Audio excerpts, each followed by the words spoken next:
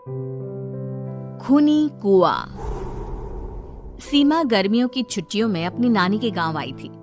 सीमा नानी के घर पहुंचने के बाद अपनी नानी के पैर छूती है और उनसे आशीर्वाद लेती है। तभी उसकी नानी उससे कहती है, इतनी बड़ी हो गई मेरी सीमा, चल जल्दी से हाथ मुंह धो ले, मैं तेरे लिए खाना लगा देती हूँ। भूख लगी होगी ना?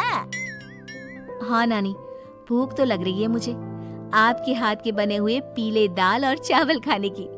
कितना टाइम हो गया है मुझे आपके हाथ का बना हुआ दाल चावल खाए हुए। तू तो नौकरी में व्यस्त थी, तो तुझे कहाँ से टाइम मिलेगा अपनी नानी के लिए? और जब इतने टाइम बाद आई है तो ज्यादा टाइम के लिए रुक कर जाएगी तू। हाँ नानी, इस बार पूरे 2 महीने के लिए आई हूँ।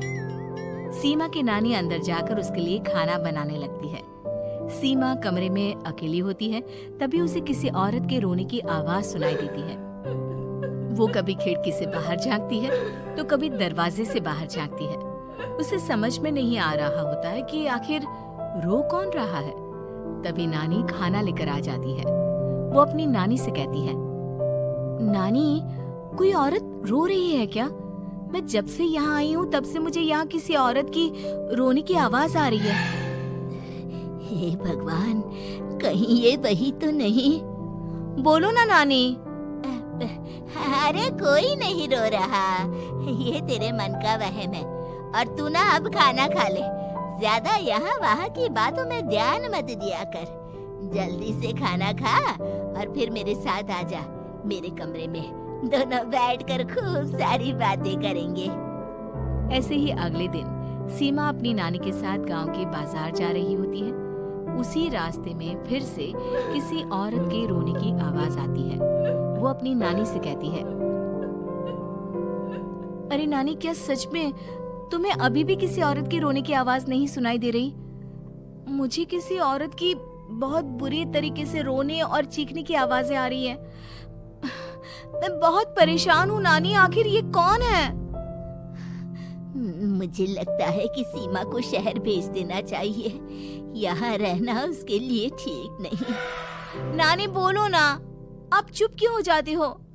सीमा, तू घर चल, मुझे तुझसे बहुत जरूरी बात करनी है। नानी सीमा को घर ले आती है और सीमा से कहती है, सीमा, कल सुबह तू शहर वापस चली जाएगी। अरे अचानक? आखिर क्या बात है नानी, आप मुझे ऐसे जाने को क्यों कह रही हो? मैं बस जो कह रही हूँ उस पर ध्यान दे।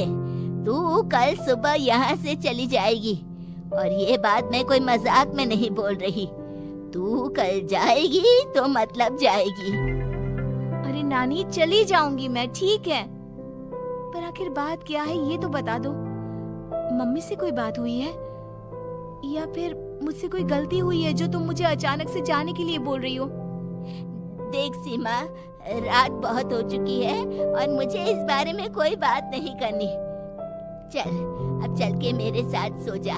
सुबह की बस पकड़कर तुझे शहर भी तो जाना है।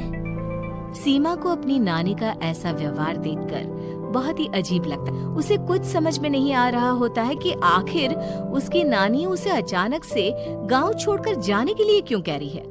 ये सारी बातें सोचते सोचते सीमा की आंख लग जाती है और वो अपनी नानी के साथ सो जाती है। ऐसे ही आधी रात को सीमा को फिर से किसी औरत की रोने की आवाज सुनाई देती है।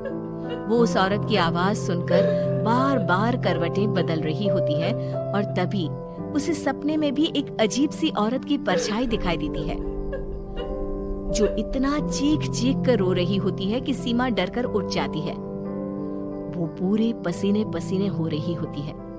वो अपने आसपास देखती है तो घर में बिल्कुल शांति का माहौल होता है। सीमा घबरा जाती है। वो अपनी नानी को जगाने की कोशिश करती है, मगर उसकी नानी नहीं जगती।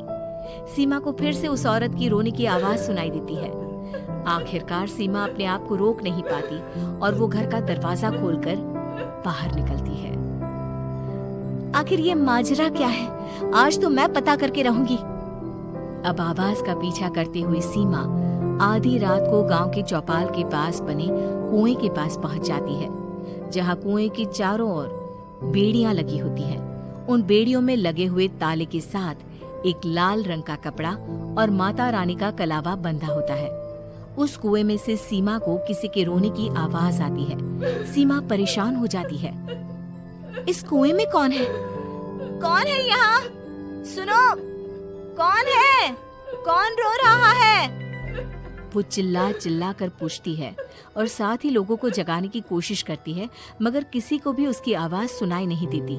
अब सीमा खुद उस कुएं के पास की बेड़ियों और तालों को खोलने की कोशिश करती है और किसी तरह कुछ देर की मशक्कत के बाद सीमा उसको खोल भी देती है। और जैसे ही वो कुआं खोलकर उसके अंदर झांकती है, सीमा उस कुएं में गिर जाती है। इतने में उसकी नानी की नींद भी खुल जाती है और सीमा को पास ना देखकर नानी परेशान हो जाती है। नानी घबराकर पूरे घर में उसे ढूंढने की कोशिश करती है, जिसके बाद उसकी नानी और सभी लोग उस खूनी कुएं के पास जाते हैं और सीमा की नानी कुएं के पास खड़ी होती है। सभी गांव वालों और सीमा की नानी को सीमा के चिल्लाने की आवाज आती है, बचाओ, कोई मुझे बचाओ। मेरी बच्ची, हम आ गए, हम तुझे बचा लेंगे। नानी, मुझे यहाँ बहुत डर लग रहा है। यहाँ इंसान की कटी हुई मुंडिया, हाथ, पैर और कंकाल है और खून भी है। नानी, मुझे डर लग रहा है। आप सब मेरी मदद कीजिए, नहीं तो ये खूनी कुआं मेरी बच्ची को भी खा जाएगा। अरे मुझे तो ये समझ में नहीं आ रहा कि आखिर इस खूनी कुएं को खोला किसने। सालों पहले इसको इतनी मुश्किलों के बाद तांत्रिक बाबा ने बंद किया था। अरे पूरा गांव खूनी कुएं के बारे में अच्छे से जानता है, तो कोई भी जानबूझकर तो ऐसा करेगा नहीं। मतलब किसी ने अनजाने में इसे खोल दिया है भैया। सीमा को इस बारे में मालूम नहीं था और जब से वो यहाँ आई थी तभी से उसे किसी औरत के रोने की आवाजें भी सुनाई दे रही थी। कहीं सीमा ने ही तो उसे नहीं खोला। अगर ऐसा है तो फिर सीमा का बचना बहुत मुश्किल है। वहीं कुएं के अंदर सीमा रोते हुए बैठी होती है कि उसे आवाज सुनाई देती है जो कुएं के बाहर खड़े गांव वालों में से किसी को सुनाई नहीं देता। आज सालों के बाद मुझे ताजा खून मिलेगा। तेरा खून पीकर आज मैं अपनी प्यास बुझाऊंगा।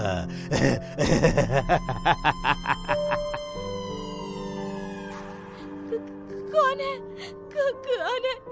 मत मारो प्लीज, मुझे जाने दो प्लीज। मैंने किसी का क्या बिगाड़ा है? वो तुझे मरने के बाद पता चल ही जाएगा। जितने में गांव वाले और सीमा की नानी कुछ सोच पाते, उतने में उन्हें सीमा के चिल्लाने की आवाज आती है और अगले ही पल सब शांत हो जाता है। क्या हुआ? सीमा, मेरी बेटी। माफ करना बहन, लेकिन अब सीमा वापस नहीं आएगी। हमें एक बार फिर से कुएं को बंद करना होगा।